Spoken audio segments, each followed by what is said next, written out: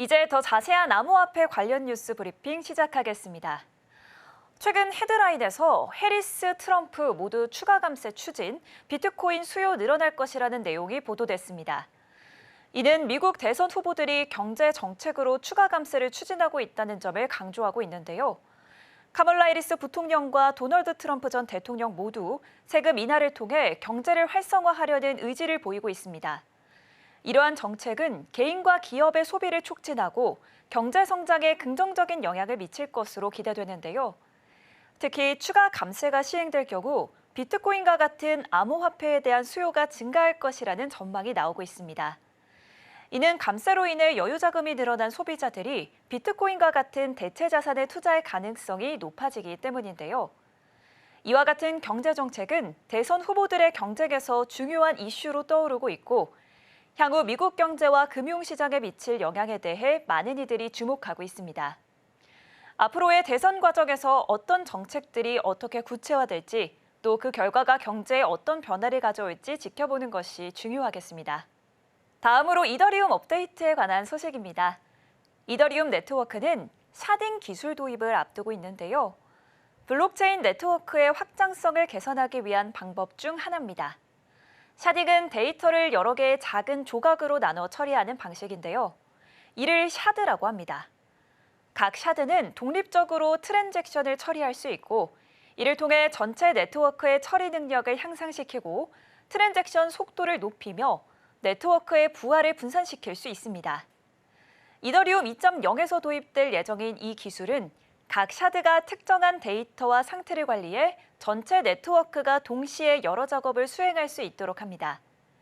결과적으로 사용자들은 더 빠르고 효율적인 거래를 경험할 수 있게 되는데요. 샤딩은 이더리움의 성능을 크게 향상시키는 중요한 요소로 기대되고 있습니다.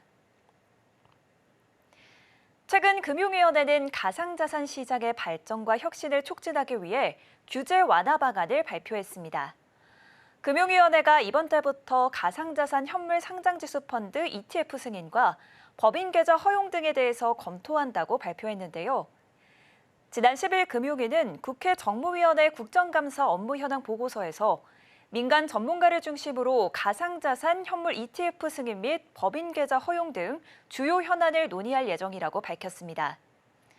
이는 가상자산 산업의 성장과 투자자 보호를 동시에 고려한 조치로 시장의 안전성과 신뢰성을 높이는 데 기여할 것으로 기대되는데요. 올해 미국에서 비트코인, 이더리움 현물 ETF가 잇따라 출시되면서 전 세계적으로 관련 시장이 들썩이고 있습니다. 블랙록을 포함해 아크인베스트, 바네크 등 글로벌 운용사가 발빠르게 움직이고 있지만 국내는 아직 가상자산 현물 ETF 거래조차 금지되고 있는데요. 이에 국내 금융 규제가 전 세계 흐름에 뒤처지고 있다는 비판이 지속되고 있습니다. 이런 지적을 의식해 금융위가 가상자산 현물 ETF 승인을 고려하겠다는 계획을 밝힌 것으로 풀이하고 있습니다. 가상자산 거래소의 법인 계좌 허용도 업계의 수건 중 하나인데요. 금융위는 국내 가상자산 시장에서 법인, 기관 투자자의 실명 계정을 발급해 가상자산 거래에 참여하도록 하는 방안을 검토할 방침입니다. 법인 계좌가 허용되면 국내 기관 투자자가 가상자산을 손쉽게 사고 팔 수 있게 되는데 현재는 거래소에서 법인 계좌 개설이 사실상 불가능해 기관 투자자의 가상자산 시장 진입을 가로막고 있습니다. 금융위는 가상자산 이용자 보호법의 차질 없는 안착에 우선 집중하겠다면서 시장 상황, 글로벌 동향 등을 보아가면서 사업자 영업행위 규제 등 2단계 입법을 점진적, 단계적으로 검토하겠다고 밝혔습니다. 금융위원회의 이번 규제 완화는 가상자산 시장의 발전을 위한 중요한 첫걸음인데요.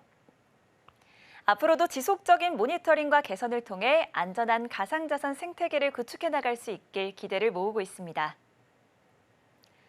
블랙록 CEO 레리 핑크는 3분기 컨퍼런스 콜에서 대선에서 누가 당선돼도 큰 차이는 없을 것 같다고 말했습니다. 다만 디지털 자산의 활용이 점점 늘어날 것이라고 생각한다며 우리는 전 세계 기관들과 디지털 자산을 어떻게 생각해야 하는지, 자산 배분을 어떻게 해야 하는지에 관해 논의하고 있고 비트코인이 그 자체로 하나의 자산 클래스라고 믿는다고 밝혔습니다. 또 비트코인은 금 같은 원자재의 대안이며 블록체인으로서 이더리움의 역할도 크게 확장될 수 있고 이 업계가 규제가 문제라기보다는 유동성, 투명성의 문제라고 본다며 과거 모기지 시장도 처음에는 발전 속도가 매우 더뎠지만 분석 데이터가 축적되면서 시장이 점점 커진 점을 언급했습니다. 디지털 자산 시장도 이와 유사한 궤도를 밟을 것이라고 본다고 분석했습니다. 최근 한국은행이 기준금리 인하를 결정했지만 국내 가상자산, 암호화폐 시장 반응은 미지근하다는 분석입니다. 해외 추세를 따라가지 못하는 국내 규제 환경이 원인이라는 지적인데요. 지난 11일 한국은행은 기준금리를 기존 3.5%에서 3.25%로 0.25%포인트 낮추면서 3년 2개월 만에 통화 긴축을 마무리했습니다. 같은 날 업비트 거래량은 1조 6,780억 원을 기록하며 해당 주 평균인 1조 9,098억 원에 못 미쳤는데요. 국내 가상자산 시장에 대한 이용자 관심을 드러내는 척도인 김치 프리미엄 현상도 최근 들어 유명무실해졌다는 평가입니다. 김프는 국내 거래소의 거래량이 몰려 글로벌 평균보다 높은 시세에 코인이 거래되는 현상을 말하는데요. 14일 오후 2시경 비트코인은 바이낸스보다 업비트에서 더 낮게 거래되며 이 김프 현상이 관찰됐습니다. 법인 및 기관 투자 금지도 국제 추세와는 거리가 있는데요. 최근 글로벌 가상자산 시장은 기관 투자자를 중심으로 한 법인 투자가 성장세를 보이고 있습니다. 최근 코빌 리서치 센터가 발간한 기관 자금 동향 보고서에 따르면 올해 3분기 가상자산 펀드 운용자금 규모는 636억 달러로 전 분기 대비 약 13% 증가해 기관의 가상자산 투자가 장기적으로 늘어났음을 나타내고 있는데요. 올해 초 미국의 비트코인 현물 상장지수 펀드가 상장된 후로 이더리움 등 암호화폐 현물 ETF 시장이 확대되고 있음에도 국내 시장은 문호를 개방하지 않고 있습니다. 특히 비트코인 현물 ETF는 위험 분산 등의 목적으로 직접 투자를 꺼리는 기관 투자자들 사이에서 주목을 받는 모습인데요. 에릭 발추나스 블룸버그 ETF 애널리스트는 지난달 25일 자신의 트위터에서 미국에 상장된 비트코인 현물 ETF는 올 들어 약 23조 6,953억 원이 순유입됐다고 밝힌 바 있습니다. 이는 비트코인 창시자인 사토시 나카모토 보유 물량의 약 83%에 해당되는데요.